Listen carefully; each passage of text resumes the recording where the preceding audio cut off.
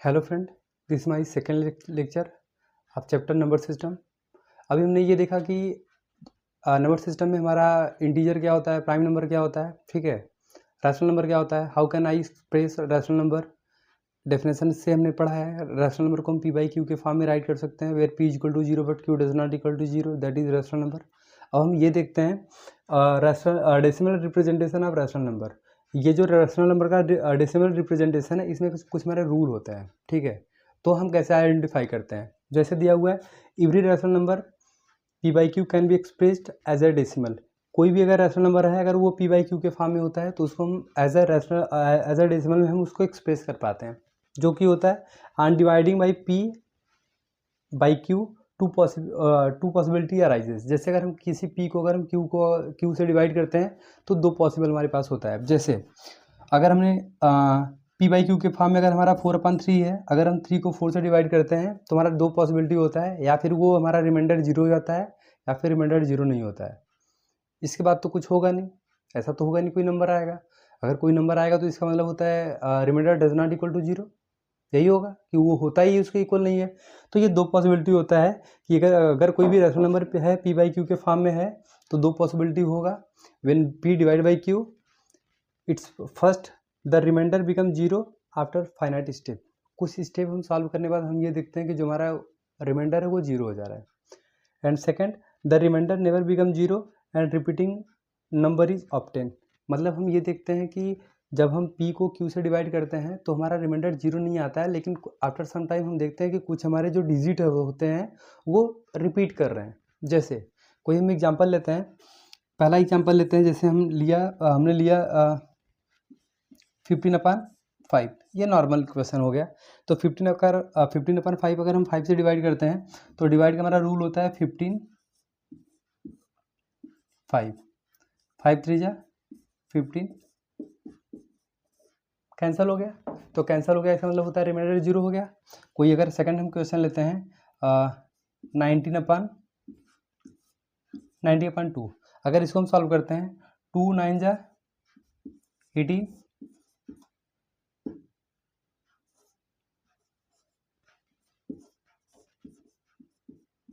Cancel हो गया। Reminder 0 मतलब क्या होता है, अगर हम 10 को अगर हम 2 से डिवाइड कर दें तो 10 को अगर हम 2 से डिवाइड करते हैं 2 5 जा 10, इसका मतलब रिमाइंडर हमारा 0 हो गया। अगर हमने बोला कि अगर आपके पॉकेट में 0 रुपीज़ है, इसका मतलब कुछ भी नहीं है ना। तो यहाँ पे मतलब क्या हो रहा है, जो रिमाइंडर हमारा है उसका वैल्यू कुछ भी नहीं आ रहा है, तो वो 0 के इक्वल है। अगर हम कोई क्वेश्चन जैसे हमने ले लिया 10/3। 10/3 को अगर हम डिवाइड करते हैं 3 3 जा 9 डेसिमल, 3 3 जा 9, रिमाइंडर 1 आ रहा है। अगर हम इसको इनफाइनाइट स्टेप पे भी लेके जाते हैं तब पर हमारा क्या आएगा 3.333333 ऐसे लगा देते हैं, कंटिन्यू आता रहता है। तो हमारे जब हम किसी नंबर को, कोई भी नंबर है अगर हमारा पी बाई क्यू के फॉर्म में होता है, अगर हम पी को क्यू से डिवाइड करते हैं तो हमारे पास दो ही पॉसिबिलिटी बनता है। First, remainder become 0। सेकेंड, अच्छा रिमाइंडर अगर बिकम 0 होता है तो वो भी ऐसा नहीं कि 1 स्टेप 2 स्टेप, एक फाइनाइट स्टेप में मतलब होता है कुछ स्टेप के बाद उसका रिमाइंडर 0 हो जाता है, ठीक है। बट सेकंड केस में क्या होता है, द रिमाइंडर नेवर बिकम 0, वो कभी 0 ही होगा ही नहीं। अगर वो 0 कब नहीं होगा, रिपीटिंग रिमाइंडर इज ऑब्टेन।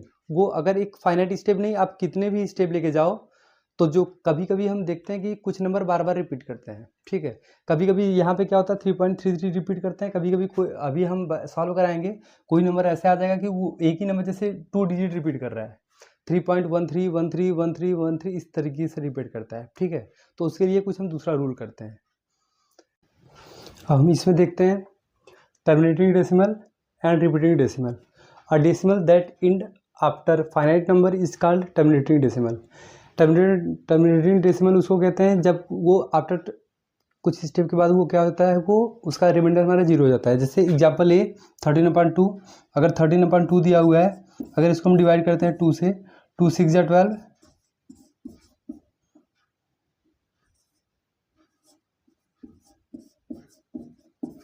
ये 6.5 आ जा रहा है। तो यहाँ पे इसका वैल्यू कितना आ जा रहा है, 6.5 आ जा रहा है। इसको सॉल्व करते हैं 38 5 5 7 जा 35, 8 - 5 3 डेसिमल, 5 6 जा 30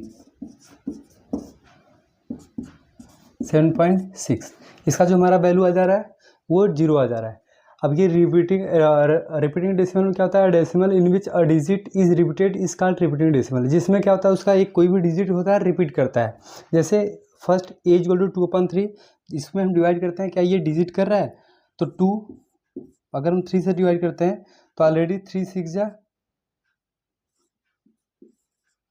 18, 10 - 8 2 कैंसर, ठीक है। अब यहाँ पे 6 ले रहे हैं, 3 6 जा 18 2 3 6 जा 18 6 जा 80। इसमें अगर हम कंटिन्यू अगर हम करते रहेंगे तो ये हमारा जो 0.66666 ये कंटिन्यू रिपीट कर रहा है। 3/11 को भी अगर हम सॉल्व करते हैं तो ये कंटिन्यू रिपीट कर रहा है। तो अगर ये कंटिन्यू रिपीट कर रहा है इसका मतलब उसको हम बोलते हैं रिपीटिंग डेसिमल। अच्छा, इसमें कुछ हमारे रूल होते हैं जिसको हम बताते हैं कि अगर जैसे कोई क्वेश्चन आ गया कि without solving this question how can you say this is terminating decimal and repeating decimal. अगर इस क्वेश्चन को अभी हमने क्या किया, ये सॉल्व किया, ठीक है। अगर हम सॉल्व ना करें, विदाउट सॉल्व से अगर हम पहचान लें कि ये टर्मिनेटिंग है कि नहीं है, अगर रिपीटिंग है कि नहीं है, तो हमारे पास एक रूल होता है, ठीक है। अभी हम वो रूल बताते हैं कि हम कैसे आइडेंटिफाई करते हैं कि कौन सा नंबर हमारा टर्मिनेटिंग होता है और कौन सा नंबर हमारा नॉन टर्मिनेटिंग होता है। If denominator has no factor other than 2 और 5 the rational number is terminating. Question ये था कि अगर हम बिना कैलकुलेट किए किसी भी रैशनल नंबर को ये आइडेंटिफाई करें कौन सा टर्मिनेटिंग है कौन सा नॉन टर्मिनेटिंग है, तो जो हम डिनोमिनेटर होता है उसको हम देखते हैं। If denominator has no factor other than 2 और 5 the rational number is terminating. अगर डिनोमिनेटर का जो हमारा फैक्टर है अगर वो 2 या 5 इससे कोई ज़्यादा एक्स्ट्रा कोई नंबर ना हो तो उसको हम क्या कहते हैं, टर्मिनेटिंग कहते हैं। जैसे एग्जाम्पल अगर हम लेते हैं तो हमारा हो जाएगा 15/10। इसको हमको कैलकुलेट नहीं करना है, हम फैक्टर लेते हैं 10 का 2 × 5, या फिर 2 हो या फिर 5 हो या फिर दोनों हो, ये दोनों ही हो सकते हैं। इससे अलग अगर कोई नंबर आता है तो हमारा क्या हो जाएगा, नॉन टर्मिनेटिंग। तो मतलब ये है हमारा 15/10 हमारा क्या है, टर्मिनेटिंग है। अगर कोई और एक्स्ट्रा हम नंबर लेते हैं, जैसे कि हमारा कोई नंबर हो गया 19/30, क्या ये टर्मिनेटिंग है नॉन टर्मिनेटिंग है। हम डेसिमल को लेते हैं 30 का हम फैक्टर लेते हैं, तो 30 का अगर हम सॉल्व करते हैं तो 30 2 15 3 5 5 1 देन 30 = 2 × 3 × 5। देखिए इसमें क्या है, 2 भी है 5 भी है, लेकिन एक अदर हमारा जो नंबर आ गया वो हमारा आ गया 3। हमारा क्वेश्चन क्या है, if denominator has no factor other than 2 और 5 that rational number is terminating. अगर 2 या 5 या इससे अधिक अगर हमारे पास कोई फैक्टर नहीं होता है तो हमारा वो टर्मिनेटिंग होता है। Second, if denominator has a factor other than 2 और 5 the rational number is non terminating decimal.